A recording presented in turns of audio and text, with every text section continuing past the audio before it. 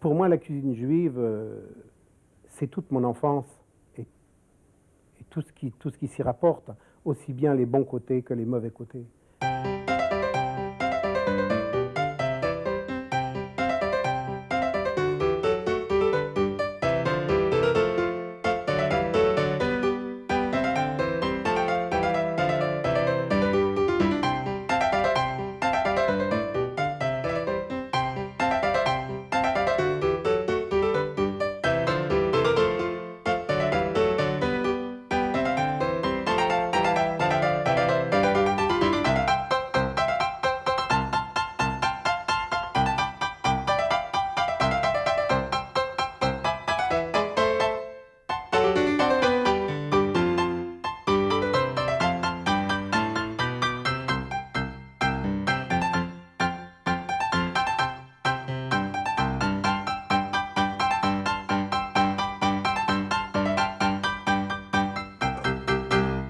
J'ai des souvenirs de ma mère, encore, quoique je l'ai perdue étant très jeune, mais enfin ma mère faisait aussi du tchouln que l'on emmenait chez le boulanger le soir, qui cuisait jusqu'au lendemain matin.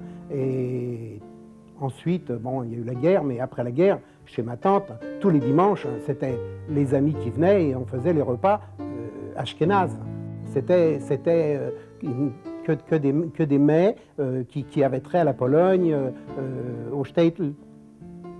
Pour moi, la cuisine juive, ça se rapporte aux femmes qui m'ont été le plus proches. Ma mère, ma grand-mère, ma tante. J'ai toujours devant mes yeux les femmes juives en train de faire cette cuisine. Je ne suis pas cuisinier, je ne suis pas doué pour la cuisine. Si je me suis mis à faire une cuisine ashkénaze, c'était justement pour retrouver ce goût, ou peut-être pour retrouver ma mère. Un air qui me touche comme tout le monde à Yiddish Shemame, ça touche tout le monde, c'est normal, parce que je crois que c'est le deuxième hymne pour un juif, mais toutes les musiques yiddish me touchent énormément. Yiddish Shemame, sie macht die ganze Welt, Yiddish Shemame, oi wei wie bitter wenn sie fällt. La cuisine juive emprunte à toutes les cuisines du monde, comme le peuple juif, dans la multiplicité des visages, offre le reflet de toutes les races qui composent les nations.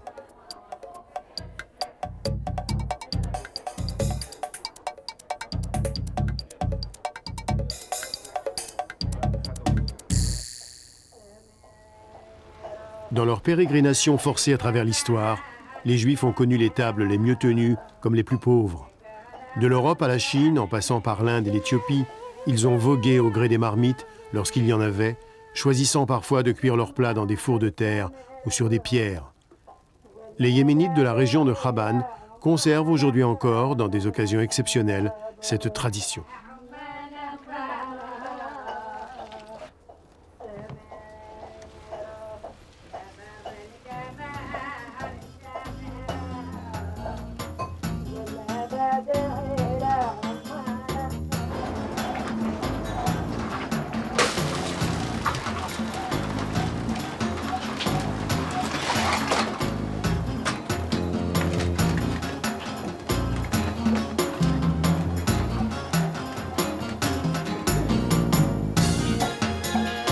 La pratique de la cuisine impose de connaître le jeu du mélange des épices.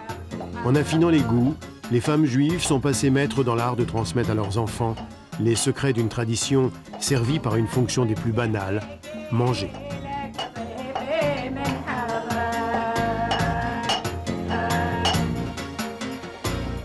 La présence au marché est incontournable. Mais pour pratiquer une authentique cuisine juive, dont le souci n'est pas la gastronomie, il ne suffit pas de savoir acheter en se gardant d'introduire sur sa table des nourritures interdites, comme le porc ou les crustacés, ou encore des mélanges proscrits, le lait et la viande. Il est indispensable de respecter les prescriptions alimentaires du judaïsme dans les détails de la cacheroute qui invite celui qui mange à la maîtrise de son destin. Si on ne mange pas kasher, on parasite, il y a un parasitage entre les canaux spirituels qui nous relient directement à Dieu et le corps ici-bas. Non seulement le corps, le support de l'âme, ne profite pas en ingérence d'une nourriture qui est dite très fataref.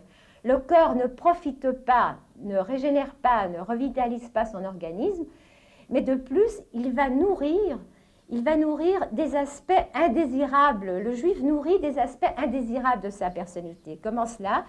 Au lieu de se donner une force, une bonne et belle force positive, il donne toute cette vitalité à ce qu'on appelle les clipotes, le côté extérieur de sa personnalité. Et il ne peut plus, il se coupe de son âme. Et donc c'est pour ne pas nuire à notre âme que nous avons reçu l'obligation de nourrir notre corps selon des critères établis par Ein Sof. Pourquoi établis par Ein Sof?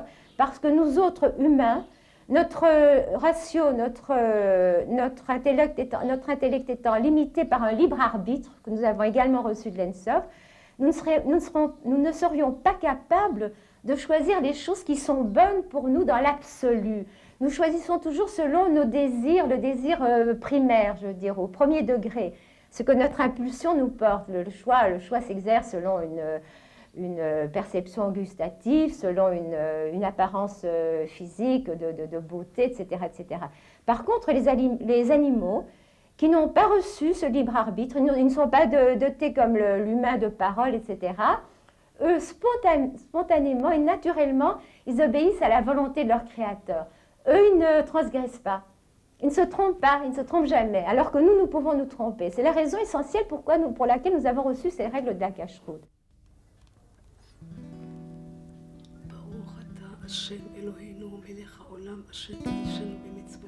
Pour la mystique juive, la table devient un lieu de sanctification, point de rencontre entre l'humain et le divin. Un rendez-vous qui s'accomplit dans toutes ses dimensions le vendredi soir, à l'entrée du Shabbat, qui met fin aux activités de la semaine. La femme, en charge de la paix et du bonheur de la famille, introduit la lumière dans la maison.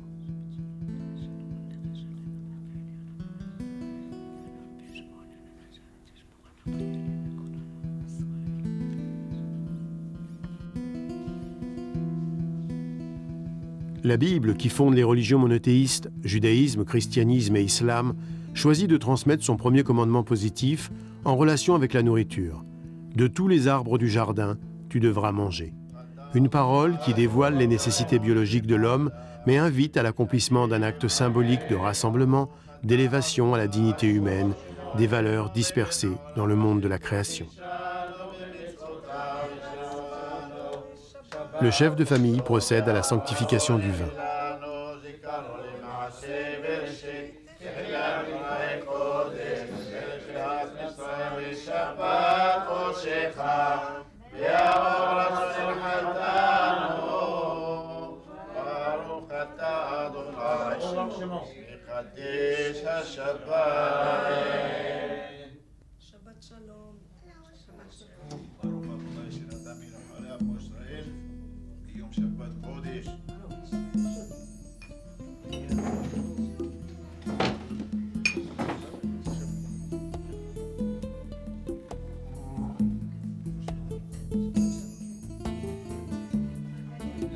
Le fait que chacun trempe ses lèvres dans la même coupe de vin prolonge très probablement une tradition ancienne qui visait à garantir le caractère de paix du repas partagé, excluant visiblement tout risque d'empoisonnement.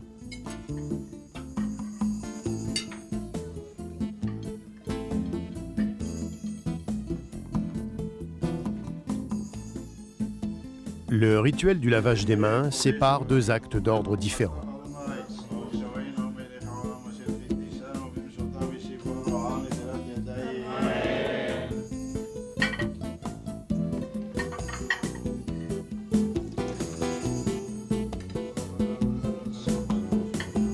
La bénédiction du pain.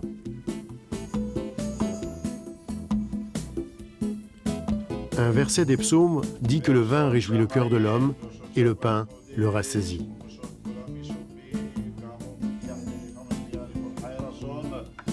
Le bonheur de l'homme repose sur deux exigences, la satiété et la joie.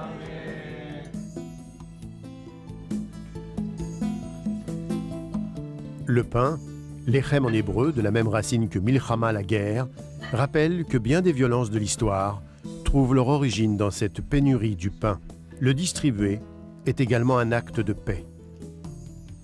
Chez les Juifs du Maghreb, la table magnifiée afin d'accueillir la reine Shabbat fait des invités les plus modestes les participants à un repas royal. De la même façon, les salades, simples serviteurs des plats principaux, sont parés des plus beaux attraits. Ça, c'est du couscous, typiquement marocain. Nous n'avons pas l'habitude de faire du couscous le vendredi soir, mais comme nous avons des invités ce soir, on a préparé le couscous. C'est fait avec de la semoule, naturellement. Il y a des pois chiches, des légumes, des courgettes et de la courge rouge. Et ici aussi, il y a des légumes, de la viande ou du poulet. Et ici, là, il y a des légumes qui accompagnent le couscous.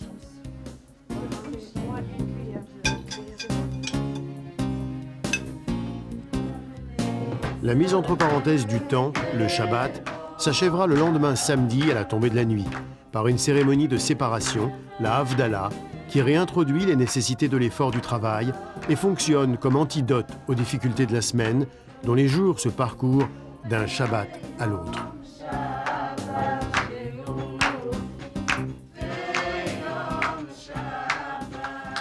We are American Jews who lived, Judy and I, for the most part in the States, but we chose in our early 30s to come to Israel. And so we've brought traditions which are worldwide, and we are able to celebrate them here in an environment which is very conducive.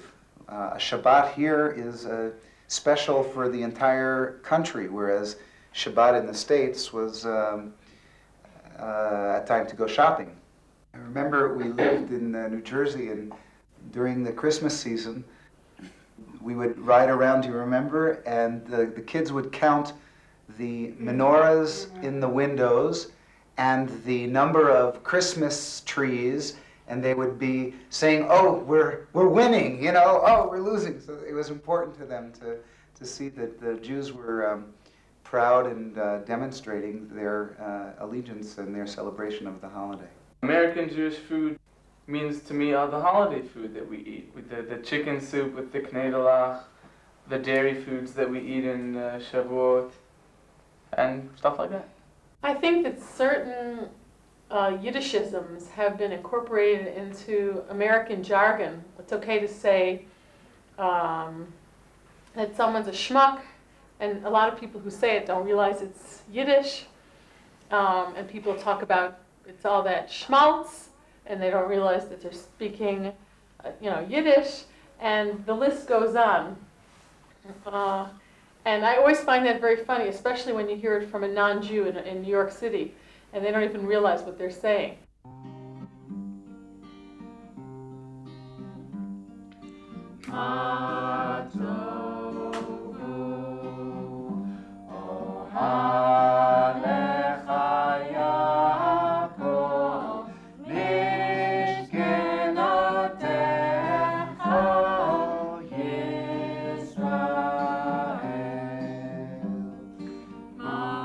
The word lahavdil mean?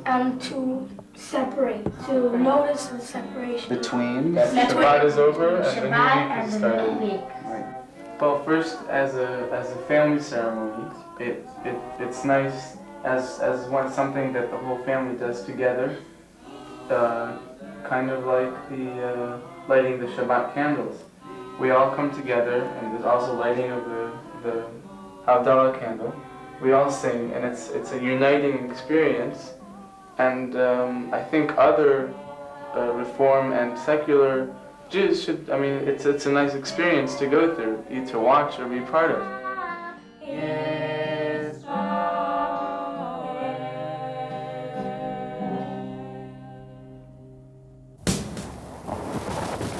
Une saison pour semer, une autre pour récolter.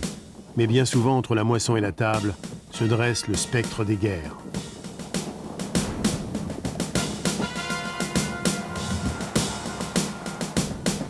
Un temps la paix, un temps la guerre. Titus, à la tête des légions romaines, détruit le second temple et fait transporter les objets du culte pillés sur le champ de bataille. Les Hébreux, réduits à l'esclavage ou exilés, préserveront intacte leur foi en un retour à Jérusalem. Précipité dans la solitude des routes de l'exil, le peuple juif a su maintenir ses repères. La cuisine traditionnelle, grâce aux fêtes, a rempli un rôle déterminant jusque dans les heures sombres de l'histoire. זה פילוסופיית חיים שלי, שאנחנו בכל נסיבות משתדלים מצד אחד לשמור על היחדות, מצד שני להסתכל לסביבה, להסתכל לנסיבות. וזה היה בולט במיוחד בתקופה של המלחמה תחת שלטון הגרמני.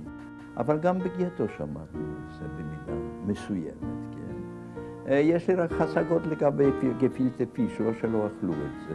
אבל גפילטה פיש זה היה מאכל של עניים, כי זה למעשה קציצה. יהודי צריך ביום שישי לאכול דג, אבל אין לו מספיק כסף להרבה דג.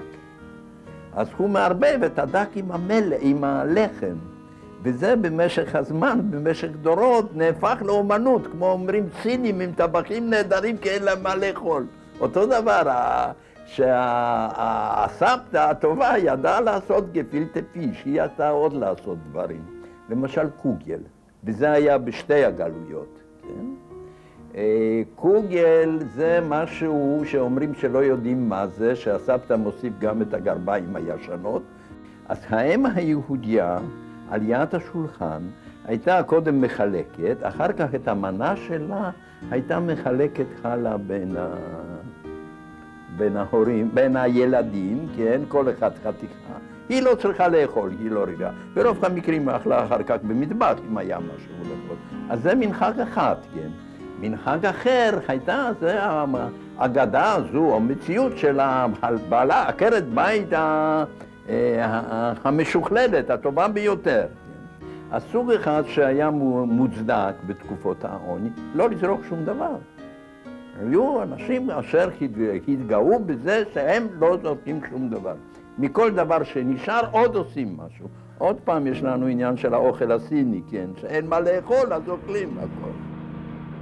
Ils étaient dans un état terrible, fatigués, affamés, hébétés. Il fallait les rassurer.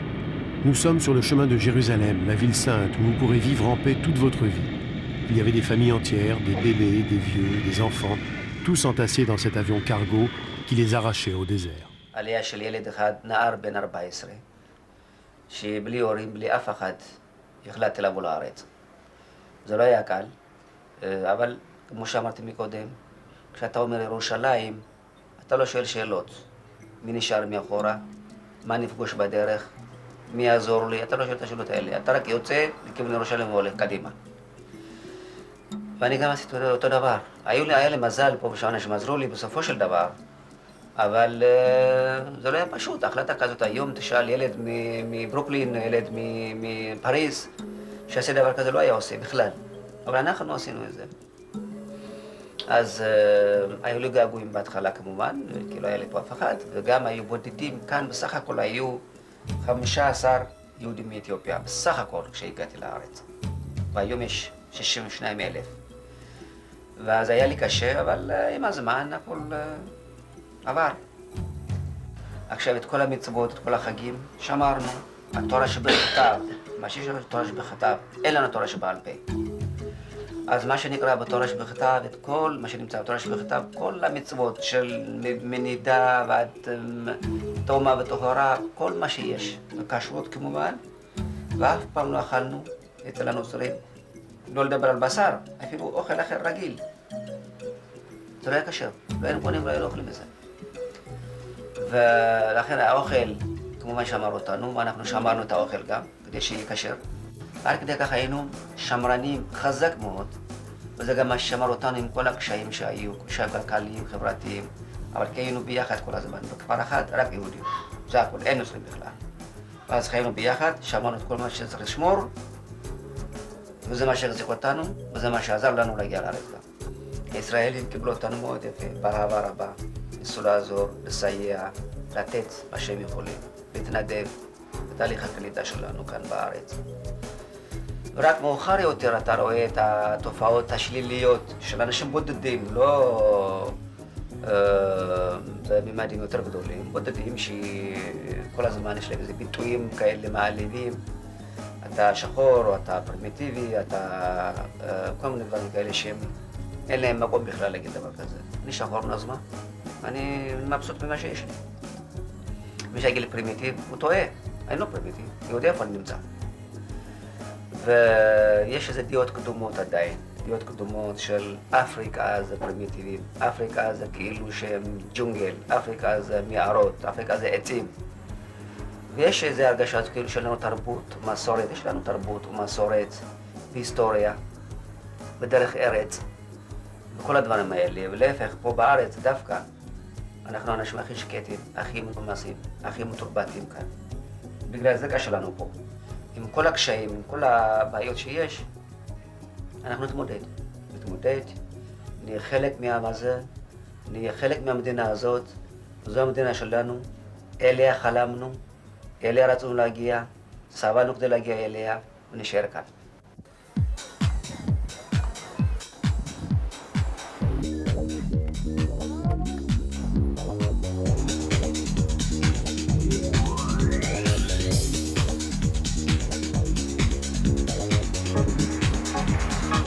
Dans la cuisine juive, l'œuf occupe une place centrale symbolique et fonctionnelle, comme en témoigne Yaakov, le dernier des marchands traditionnels à vendre encore ses œufs dans la rue la plus in de Tel Aviv.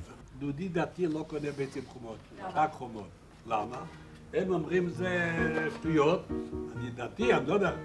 הם אומרים שבביצים החומות יש דם, ובביצים הלבנות אין דם. זה שטויות. מדברים, כשדתיים באים לכאן, מדברים את דברי תורה. אני אומר להם דברי תורה, והם יודעים שאני יודע התלמוד זה ההובי שלי.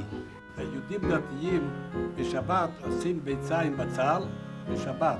כל יהודי דתי יש מסורת שהוא אוכל ביצה עם בצל. יהודים אוכלים הרבה ביצים, זה טבע, אז יהודים אוכלים הרבה ביצים. תרבות היהודית זה סימן טוב. כן, כן. ביצה זה סימן טוב, זה בריא לכל בן אדם שאוכל ביצה יש לו כוח, נותן לו הרבה דברים, יש עוד הרבה דברים אינטימיים מה שהדתיים חושבים. En quittant l'Égypte, Moïse à leur tête, les Hébreux, ancêtres du peuple juif, consacrent ce qui deviendra le commencement de l'année. Le Seder de Pessah commémore cet épisode préparé par l'élimination de la présence de tout levain. ועכשיו אנחנו נעביר את המצרכים למגש כדי לקחת לשולחן. זה החסה, כן? כורכים עליו את המצה עם החרוסת על מצות ומרורים יאכלוהו, כהלל הזקן, וזה המרור, והבצל, אוי לו לאותו אבא שיושב קרוב לבנו, אם הוא הרגיז אותו, כמו הנוקסים שמכים, שהיו מכים את בני ישראל כדי להעביד אותם בפרך, זה מיץ לימון או מי מלח שטובלים בפנים את המרור, שזה הכרפס, והחרוסת, והזרוע, כי בזרוע נטויה הוציאנו השם ממצרים, חזרת, ביצה, והעיקר המצה.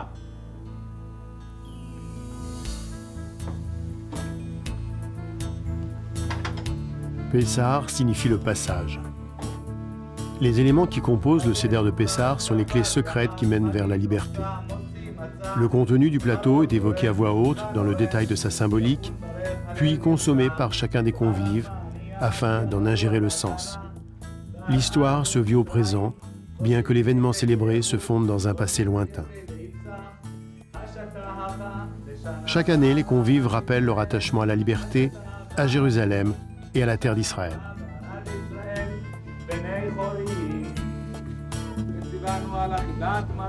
Ici, on consomme de la salade dont le goût rappelle l'amertume de l'exil en Égypte. Puis la matzah, le pain de misère qui n'a pas eu le temps de lever lors de la sortie des Hébreux fuyant l'empire du Pharaon.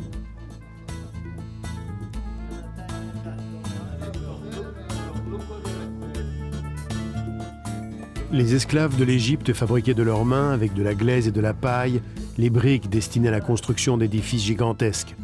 De la même façon, les convives aujourd'hui rassemblent le chaoset, un mélange de noix, cannelle et pommes épicées qui imite le mortier, et qu'il place entre deux morceaux de pain azim, mangés selon un rituel symbolique millénaire.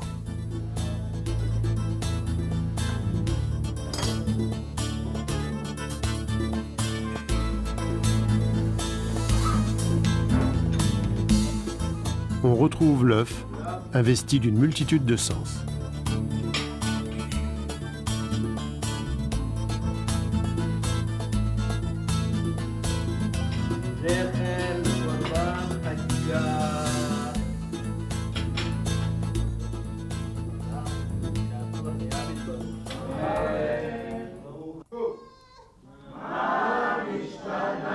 Manishtana. On ne s'est pas acquitté du Seder de Pessah sans avoir procédé au jeu des questions qui visent à explorer le sens de cette cérémonie et à en perpétrer le rituel parvenu jusqu'à nous sous forme de cette chanson, Manishtana. Qu'est-ce qui a changé? Récapitulant ce que ce repas a pris en commun, cette nuit a d'exceptionnel.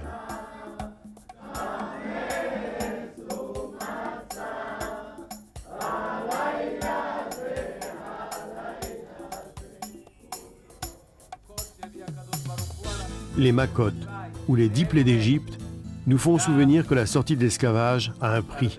Chaque étape est mimée en versant du vin dans de l'eau qui se teinte progressivement de rouge, à l'image des eaux du Nil, transformées en sang au contact du bâton de Moïse, conformément à la promesse divine.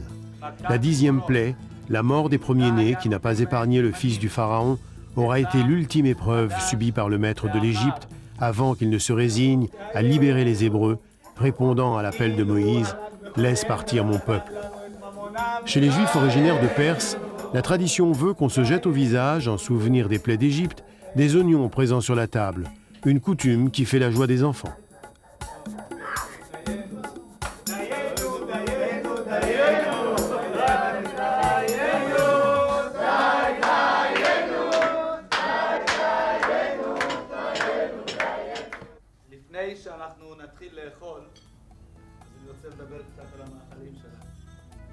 מאכלים של יהודי פרס, במיוחד אנחנו מדברים עכשיו על יהודי מזבח.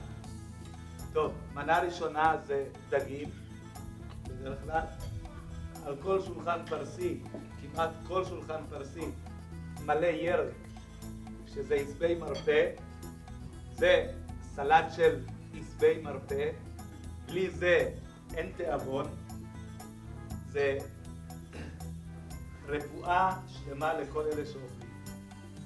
עכשיו, יש לנו את הממולאים, עלי גפן ממולאים עם אורז ובשר. האורז כידוע לא כולם אוכלים אותו, אבל אנחנו כן אוכלים את האורז. כל אוכלי הקטניות מותר להם, כמו כן גם את האפונה. יש כמה סוגי אורז שאנחנו אוכלים. עכשיו, יש את האורז עם המתיקות, שזה האורז עם גזר וצימוקים, מאוד טעים. מי שרוצה, ברוך הבא, אפשר לבוא לנסות. יש את האורז הירוק, שזה אורז אפונה ושמיר, כמו שהסבירה בתחילת התפריט, זה התפוחי האדמה שהיה מתחת לאורז. אז זהו, בתיאבון רבותיי. Le caractère hospitalier de Pessah, où l'on proclame tout haut, en ouvrant grande la porte de la maison, que celui qui a faim vienne et mange, se trouve prolongé par la Mimouna. Cette fête puise son origine chez les Juifs marocains et vient renouveler dans la joie l'attente du Messie.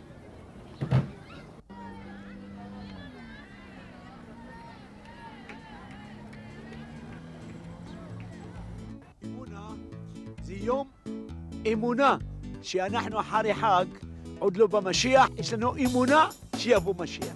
אם אתה בא ועושים אמונה ואין לך אוכל ושום דבר, איזה שמח? בלי בשר, בלי שתייה, בלי יין, לא שמח. אז היום הזה נקרא אסרו חג, אנחנו מבלים את החג, שהולך החג אומרים לו שלום, עם כל שמח, שתייה, אכילה וכיף על הכיף כיף. ביום הזה חייבים לצאת לירק, לראות מקום ירוק, לשבת ולעשות פיקניק. אתמול והיום זה יום נקרא בית פתוח. לא משנה מי בא, מי הלך, מי זה ערבי, נוצרי, יהודי, לא חשוב. בא, מכבד את עצמו, הוא לא צריך הזמנה. הוא צריך לאכול ולשתות, להשתתף איתנו בשמחה.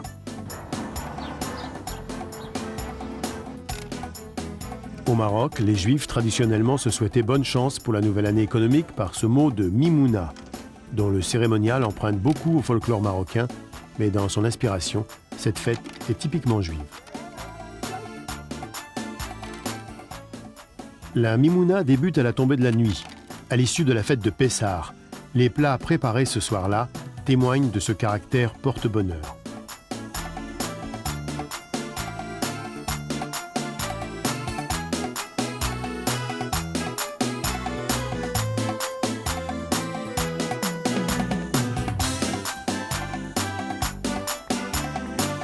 Lors de la célébration de la fête dans les maisons, le sucré triomphe. Dans le même esprit, le blanc est parfaitement bienvenu. On met parfois des pièces de monnaie dans la farine, ce qui est une façon d'appeler la fortune.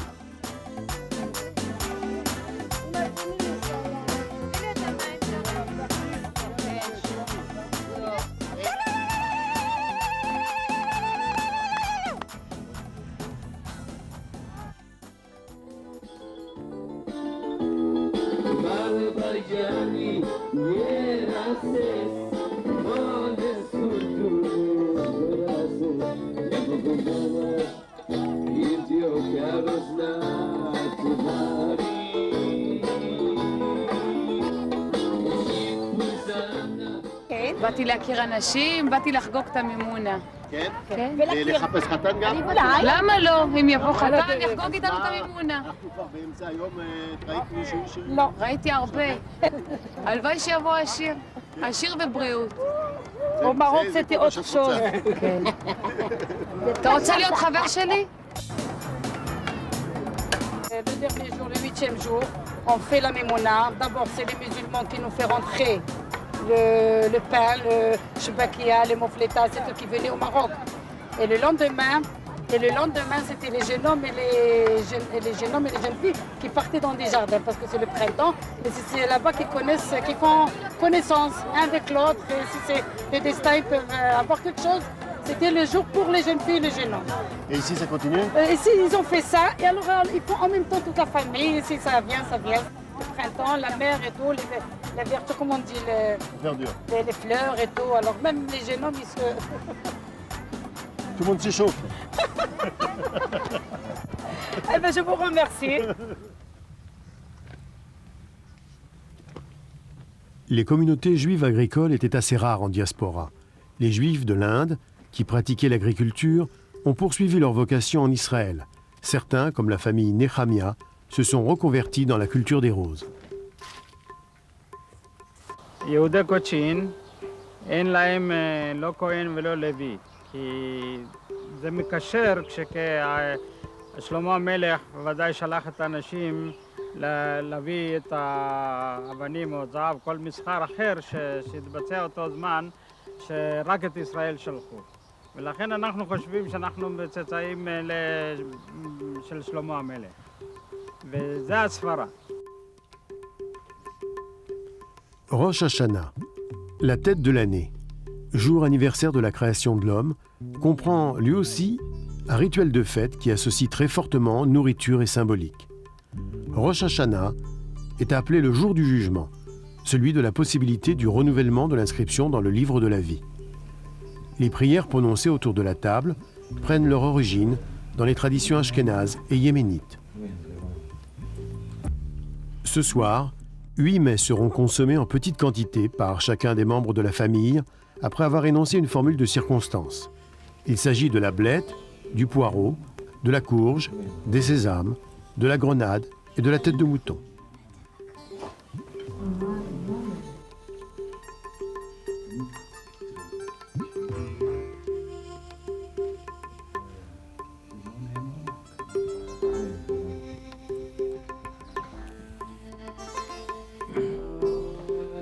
Certains des vœux prononcés sont positifs. Que l'année soit bonne comme le goût de la pomme et douce comme le miel.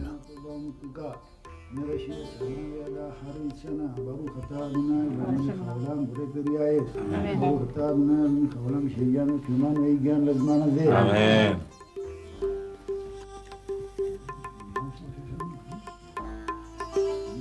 D'autres visent à conjurer les menaces de l'ennemi ou les maladies. C'est seulement à travers le nom hébraïque de ces aliments, dans leur énonciation, que se révèle leur vertu miraculeuse. Le nom du poireau, dans sa sonorité hébraïque, évoque par exemple le verbe retrancher. La formule protectrice devient que soient repoussés ou retranchés tes ennemis. Grâce à ce procédé, l'aliment devient une suite de lettres chargées de pouvoir qu'il convient de manger au cours de ce repas hautement symbolique.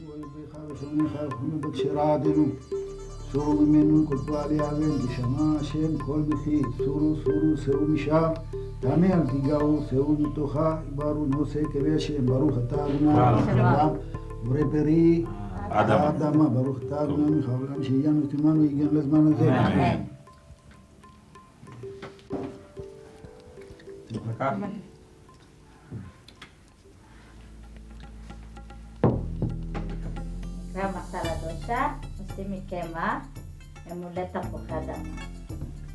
זה אורז צהוב, אנחנו אומרים זה וינג'י.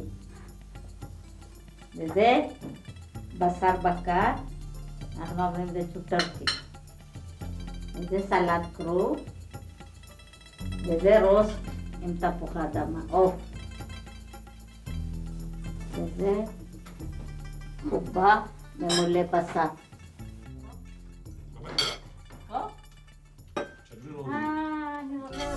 Kippour.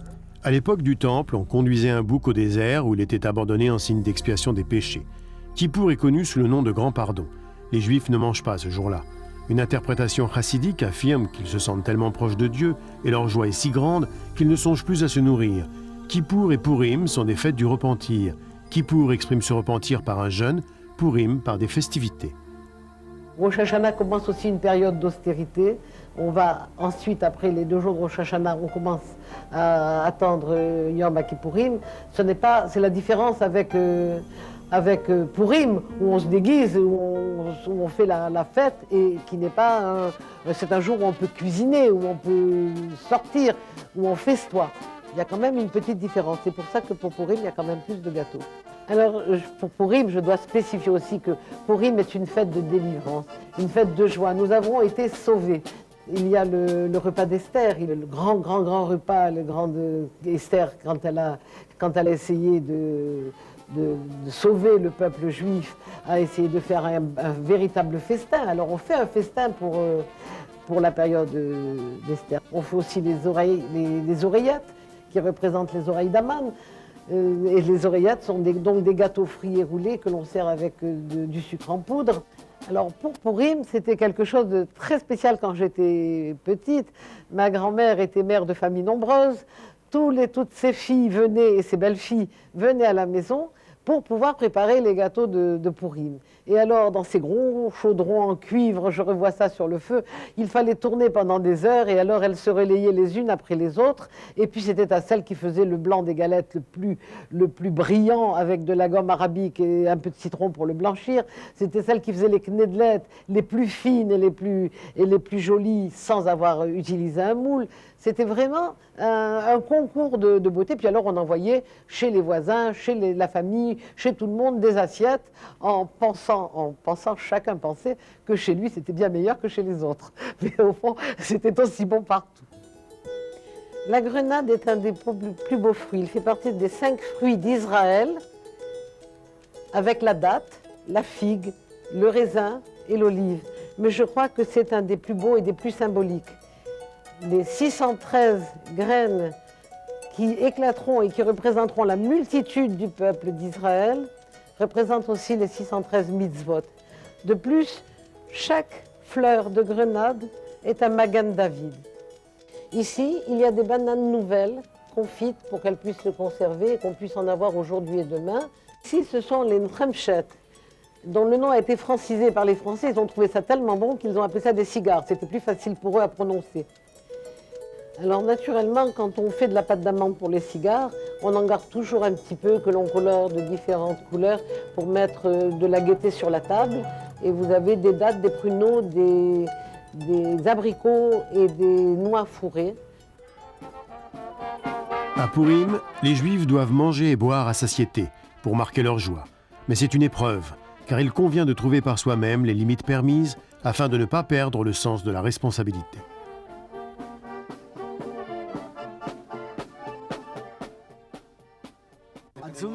התזונה של הכורדים היא תזונה מאוד בריאה, כי היא מורכבת הרבה מדברים טבעיים בלבד, כמו למשל עלי פטרוזיליה האלה שאצלנו זה נאכל בערימות של כמו סלט קערה מלאה בכרפס, שזה מרכיב מאוד בריא לגוף. כמו למשל סלט ירקות שהוא כמעט בכל ארוחת צהריים מוגש. כמו למשל המרק דלעת, שהוא מבושל עם מים, עגבניות ודלעת. או למשל הממולאים, שזה גם כן נקטף באותו יום, מבושל באותו יום ונאכל באותו יום. הקובות שבתוך המרק, יש בתוך הקובות האלה גם כן ירק שנקרא במיה. במיה זה ירק שאתם רואים איך הוא נראה פה, זה גם כן מן הטבע. רוב האוכל של הכורדים הוא מבוסס על דברים טבעיים. היו מאוד מאוד יחסים טובים עם המוסלמים והם הסתדרו. ואחד שלא היה לו להחליף דברים, המוסלמים היו עוזרים להם גם כן. היו עוזרים. לפעמים היה קורה שאמא לא היה לה מספיק חלב להעניק את הילד, היו נותנים אותו למיינקת ערבייה והייתה מיינקת אותו פעמיים ביום. בתור טובה, לא בתור כסף. אני אישית ינקתי מערבית. כי אמא שלי נכנסה להיריון אחרי 9 חודשים, היה לה עוד ילד. אז לא היה לה מספיק חלב, ושם היו מניקים עד גיל 2. אז מסרו אותי, הייתה באה מיינקת הביתה, מניקה אותי פעמיים ביום, וממש יחסים מעולים. פעם הקפידו כמונו על החגים? הרבה יותר הקפידו, עכשיו אנחנו מדלגים. זאת אומרת, מאכלים מוגדרים, גם מאכלים מוגדלים, אנחנו... וחגגו בשולחנות. כן, גיא, עכשיו הרבה אנחנו מדלגים, אז הקפידו הרבה יותר.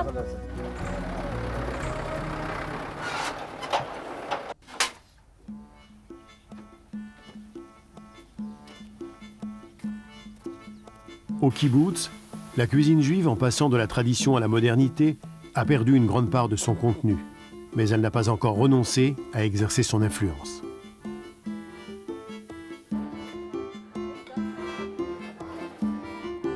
Il faut prendre en considération qu'en 1947, 48, 49, la majorité des membres, femmes et hommes, travaillaient à l'extérieur, travaillaient dans l'agriculture. Ils commençaient leur journée à 3h30, 4h du matin. C'est bien que lorsqu'ils venaient manger vers 8h du matin, ils avaient déjà la moitié de la journée. Alors, ils travaillaient tôt parce qu'il faisait moins chaud et que c'était quand même plus possible. Maintenant, les conditions économiques étaient très difficiles et la salade de concombres et de tomates, c'était quand même ce qu'il y avait de plus économique à faire. C'était aussi un moyen de se reposer, pour faire durer le plaisir. Donc on prend les concombres et on coupe des petits carrés. Alors en même temps, on peut parler du travail. En même temps, chacun prépare sa salade comme lui, il l'aime.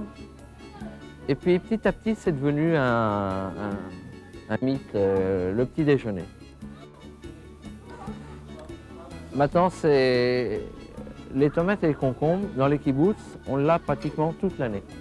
Il n'y a aucune interruption, même si les tomates sont un peu plus chères. C'est pas pensable d'avoir un repas sans salade et concombres.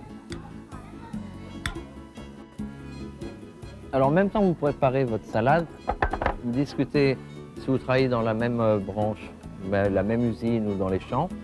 En fin de compte, vous discutez de tous les problèmes. C'est pas vraiment une perte de temps parce qu'en fin de compte, les gens peuvent très bien aussi parler du programme de la télévision comme de ce qu'ils ont à faire 1 heure après qu'ils ont terminé leur repas. C'est aussi un moyen de pouvoir discuter, d'avoir les gens qui travaillent dans le même endroit, des rencontres. D'une manière automatique, les gens s'assoient avec ceux avec qui ils travaillent. Et ça crée des affinités. Généralement, si tu viens manger et que tu n'as pas faim, le temps que tu prépares ta salade, ça t'ouvre l'appétit.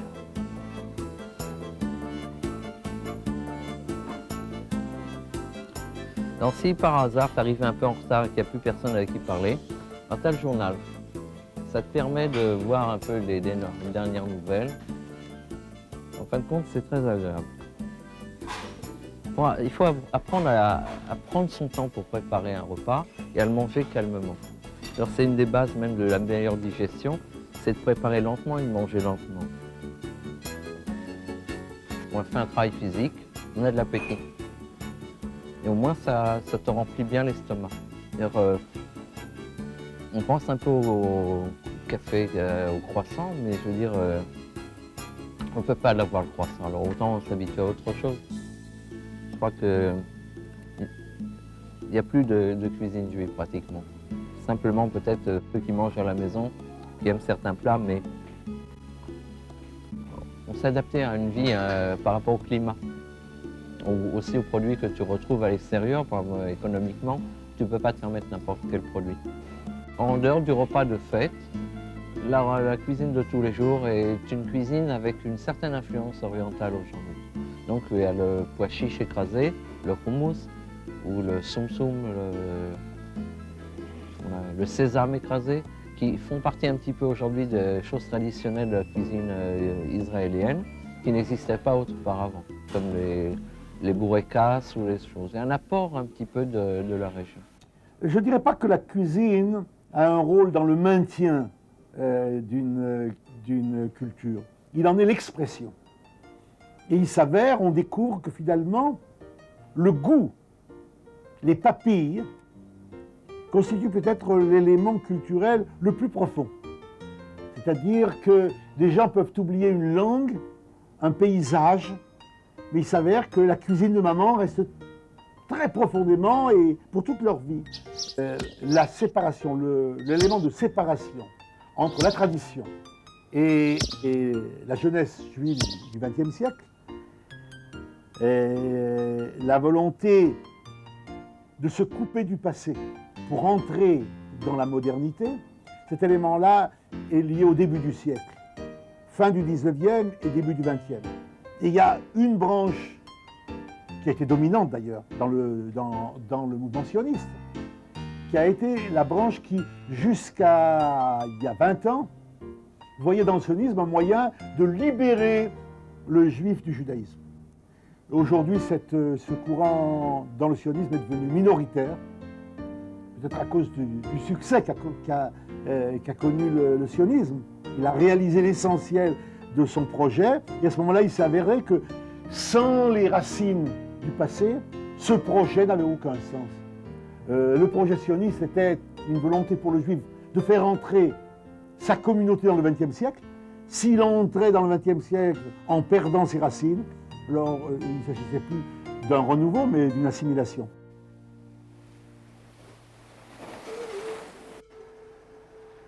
Dans les fêtes juives, ce sont les périodes où les restaurants et les fours travaillent le plus. Parce que les juifs non pratiquants et qui ne vont pas d'après la tradition juive, ils trouvent leur cuisine ici à Jaffa.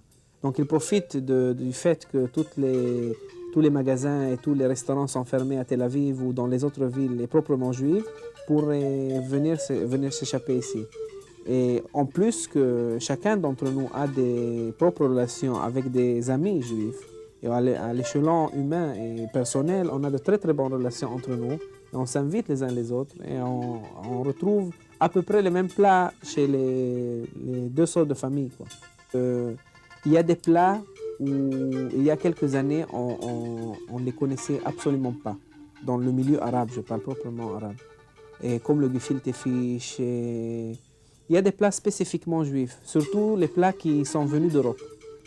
Et puis, au contraire, il y a des plats qui ont été méconnus par les juifs ashkénazes, venant d'Europe aussi, et ceux qui ont des copains plutôt originaires d'Europe, ben, ils apprennent les plats du Moyen-Orient.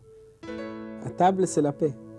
Disons que chacun d'entre nous a des amis, de très bons amis même. Et pour ceux qui nous concernent, avec beaucoup d'amis juifs, et au contraire, il y a beaucoup de gens juifs qui ont beaucoup d'amis arabes, palestiniens, que ce soit chrétiens ou musulmans, qui s'invitent les uns les autres. Et à table, disons, c'est le meilleur lieu de paix et disons, Et là où il y a peu de différences et peu de lutte entre les origines ou les religions, je crois que la table peut être un symbole de paix pour ce qui concerne le Moyen-Orient. Disons qu'on a beaucoup de choses en commun à s'échanger à table et c'est dommage qu'on ne les change pas aussi au niveau politique général.